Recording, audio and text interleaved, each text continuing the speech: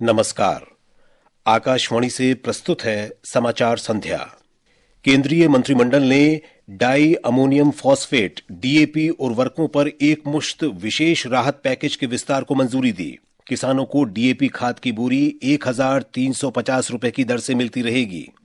मंत्रिमंडल ने प्रधानमंत्री फसल बीमा योजना और पुनर्गठित मौसम आधारित फसल बीमा योजना को वर्ष 2025-26 तक जारी रखने का भी फैसला किया। प्रधानमंत्री नरेंद्र मोदी ने कहा, सरकार किसानों के कल्याण के लिए पूरी तरह प्रतिबद्ध। एलपीजी कॉमर्शियल गैस सिलेंडरों की कीमतों में 14 रुपए 50 पैसे की कटौती की गई। भारत ने पाकिस्तान से भारतीय कैदियों की रिहाई और उन्हें स्वदेश भेजने की प्रक्रिया में तेजी लाने को कहा। मौसम विभाग ने कहा, 1901 से लेकर अब तक वर्ष 2024 सबसे गर्म रहा। और राउरकेला में हॉकी इंडिया लीग में श्राची रार बंगाल टाइगर्स का मुकाबला टीम गोनासिका से जारी। समाचार संध्या के साथ मैं विशाल शर्मा। केंद्रीय मंत्रिमंडल ने डाई अमोनियम फॉस्फेट डीएपी उर्वरकों पर एक मुश्त विशेष राहत पैकेज का विस्तार करने का फैसला किया है। डीएपी उर्वरकों पर पोषक तत्व आधारित सब्सिडी बढ़ाकर 3,500 रुपए प्रति मीट्रिक टन करने की मंजूरी दी गई है। इससे किसानों को किफायती मूल्य पर डीएपी की उपलब्धता सुनिश्चित हो सकेगी। मंत्रिमंडल की बैठक के बाद सूचना और प्रसारण मंत्री अश्विनी वैष्णव ने बताया कि इस फैसले से लगभग 3,850 करोड़ रुपए का अतिरिक्त भार पड़ेगा, जिसे केंद्र सरकार वहन करेगी। मार्केट में अगर फेयर प्राइस देखते करीब करीब 3,000 रुपए से ज्यादा में ये बैग मिलता 50 किलो का डीएपी फर्टिलाइजर का। लेकिन प्रधानमंत्री श्री नरेंद्र मोदी जी ने बहुत स्पष्ट तौर पे आज कैबिनेट में कहा है कि 1,350 रुपए में ही डीएपी का बैग मिलेगा। और जो लोग किसानों को ठगने का प्रयास करते हैं वो लोग भी जान ले कि 1,350 रुपए से ज्यादा अगर किसी ने लेने की कोशिश की, उनके अगेंस्ट राज्य सरकारें लीगल एक्शन ले। मंत्रिमंडल ने प्रधानमंत्री फसल बीमा योजना और पुनर्गठित मौसम आधारित फसल बीमा योजना को भी जारी रखने का फैसला किया है। श्री अश्विनी वैष्णव ने कहा कि इस योजना के अंतर्गत बीमित किसानों में 88% छोटे और सीमांत किसान शामिल हैं। श्री वैष्णव ने कहा कि पिछले 8 वर्षों में किसानों को बीमा योजना के अंतर्गत 1,70,000 करोड़ रुपए की राशि का भुगतान किया गया है। उन्होंने कहा कि नववर्ष 2025 में मंत्रिमंडल की पहली बैठक किसानों को समर्पित है।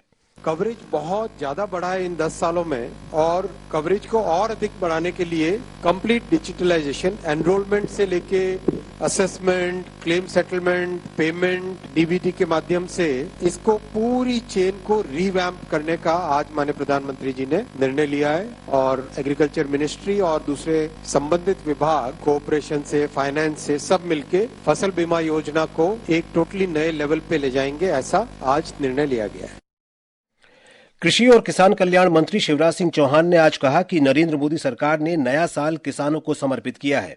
नई दिल्ली में श्री चौहान ने कहा कि सरकार ने किसानों के कल्याण के लिए 3 बड़े फैसले लिए हैं। उन्होंने कहा कि 2024-25 में भारत के कृषि तथा संबद्ध क्षेत्र में 3.5 से 4% की वृद्धि होने की उम्मीद है।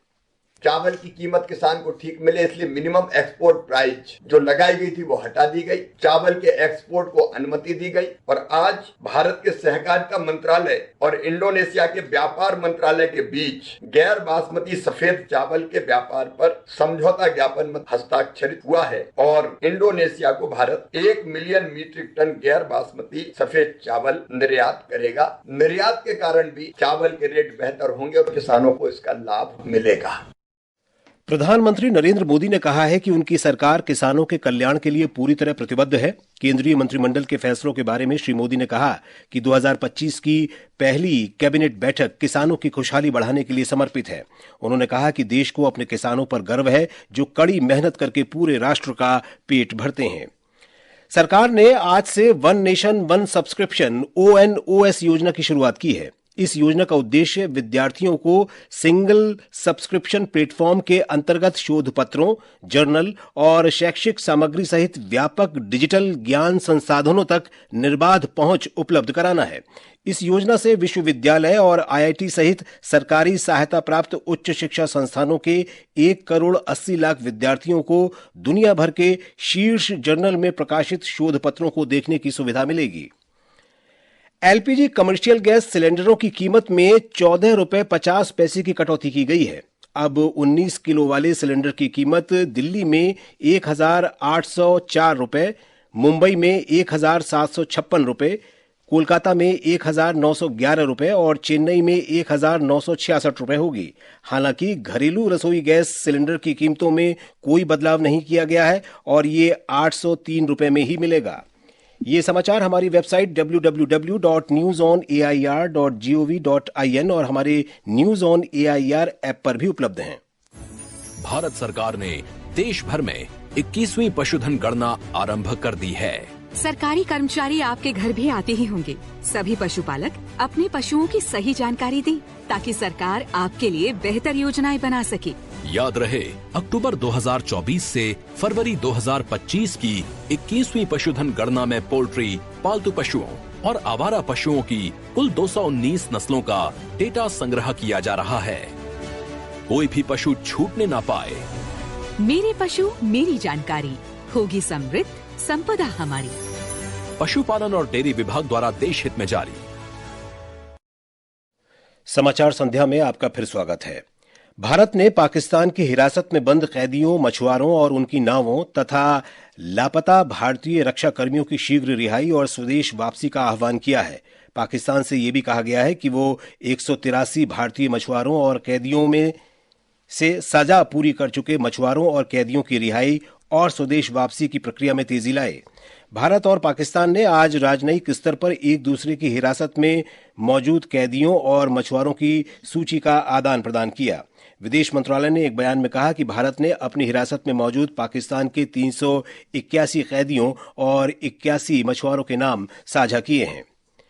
भारत और पाकिस्तान ने आज अपने परमाणु प्रतिष्ठानों और सुविधाओं की सूची का आदान प्रदान किया। इससे दोनों देशों के बीच परमाणु प्रतिष्ठानों और सुविधाओं पर हमले की रोकथाम से संबंधित समझौते के अंतर्गत ये आदान प्रदान किया गया। नई दिल्ली और इस्लामाबाद में विभिन्न राजनयिक माध्यमों से दस्तावेज एक दूसरे को सौंपे गए। भारत ने वर्ष 2024 में प्रौद्योगिकी और चिकित्सा के क्षेत्र में जबरदस्त प्रगति की। इसमें आर्टिफिशियल इंटेलिजेंस के माध्यम से उद्योगों की तस्वीर बदलने से लेकर परमाणु ऊर्जा, अंतरिक्ष अन्वेषण और क्वांटम कंप्यूटिंग में बड़ी सफलताएं शामिल हैं। हमारे संवाददाता की रिपोर्ट।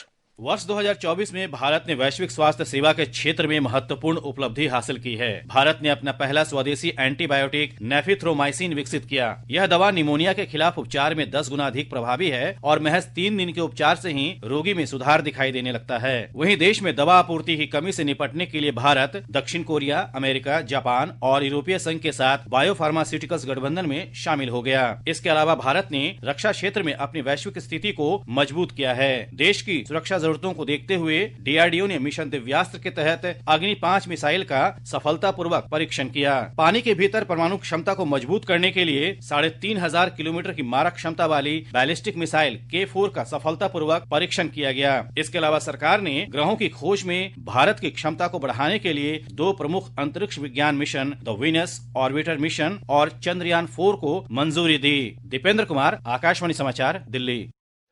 आकाशवाणी समाचार अपनी विशेष वर्षांत श्रृंखला में आपके लिए वर्ष 2024 की झलकियां प्रस्तुत कर रहा है।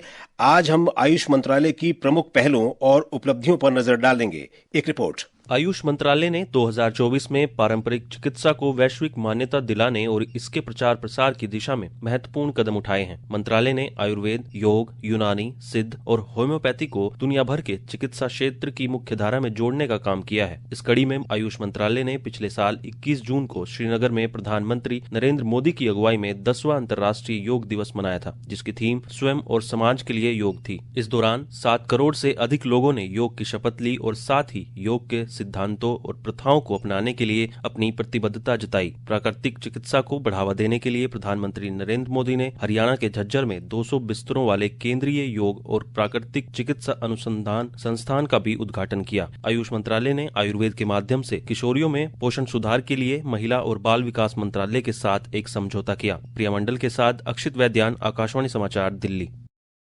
वस्तु और सेवा कर GST का कुल संग्रह दिसंबर माह में बढ़कर 1,76,000 करोड़ रुपए से अधिक हो गया। ये दिसंबर 2023 की तुलना में 7.3% अधिक है। दिसंबर 2023 में कुल सकल GST संग्रह 1,64,000 करोड़ रुपए था। और अब आर्थिक जगत की अन्य खबरों के साथ हैं हर्ष रंजन। साल 2025 के पहले दिन आज घरेलू शेयर बाजारों में बढ़त रही। बॉम्बे स्टॉक एक्सचेंज के सेंसेक्स में 368 अंक की बढ़त हुई और ये 78,507 पर बंद हुआ। नेशनल स्टॉक एक्सचेंज के निफ्टी में भी 98 अंक की तेजी रही और ये 23,743 पर रहा। अंतर बैंकिंग विदेशी मुद्रा बाजार में आज ₹4 कमजोर हुआ। $1 की कीमत 85 रुपए 65 पैसे रही। आकाशवाणी का समाचार सेवा प्रभाग आज अपने साप्ताहिक कार्यक्रम चर्चा का विषय है में भूजल और पर्यावरण संरक्षण के लिए सरकार के प्रयासों पर परिचर्चा प्रसारित करेगा। इसे रात 9:30 बजे से आकाशवाणी गोल्ड चैनल और अतिरिक्त मीटरों पर सुना जा सकेगा। ये समाचार आकाशवाणी से प्रसारित किए जा रहे हैं।